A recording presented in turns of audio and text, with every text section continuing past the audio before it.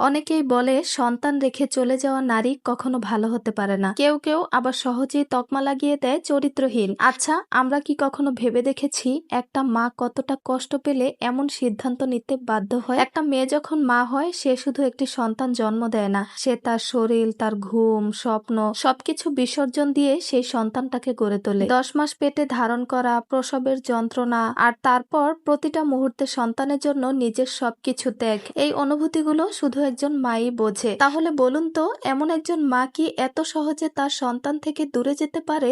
না, কখনোই না। বাস্তবতা হলো অনেক সময় তাকে বাধ্য করা হয়, এমন পরিস্থিতিতে তাকে ঠেলে দেওয়া হয় যেখানে তার নিজের সম্মান, নিরাপত্তা, এমনকি বেঁচে থাকাই প্রশ্ন হয়ে দাঁড়ায়। তখন সে যে সিদ্ধান্ত নেয় সেটা ইচ্ছায় নয়, প্রয়োজনে, বাঁচার তাগিদে। একটা নারী স্বামী থাকা অবস্থায় যদি সন্তান নিয়ে বাবার বাড়িতে বেশি দিন থাকে, তাহলে এই সমাজ তাকে ভালো চোখে দেখে না। প্রতিদিন তাকে শুনতে হয় হাজারটা কথা, সহ্য করতে হয় অনেক অপমান। সেই বাড়িতেই ডিভোর্সের পর একটা মেয়ে সন্তান নিয়ে কিভাবে থাকবে বলুন তো? আপনি খেয়াল করলে দেখবেন যেসব নারীর নিজের একটা ইনকাম আছে তারা বেশিরভাগই সন্তানকে ছেড়ে যায় না, তারা সন্তানকে নিয়েই নতুন করে বাঁচার চেষ্টা করে। কিন্তু যাদের এই সুযোগ নেই তারাই বাধ্য হয়ে এই কঠিন সিদ্ধান্ত নেয়। তাই কাউকে বিচার করার আগে তার গল্পটা একবার শুনুন, কারণ প্রতিটা কঠিন সিদ্ধান্তের পেছনে থাকে হাজারটা না বলা কান্না, হাজারটা অদেখা যুদ্ধ।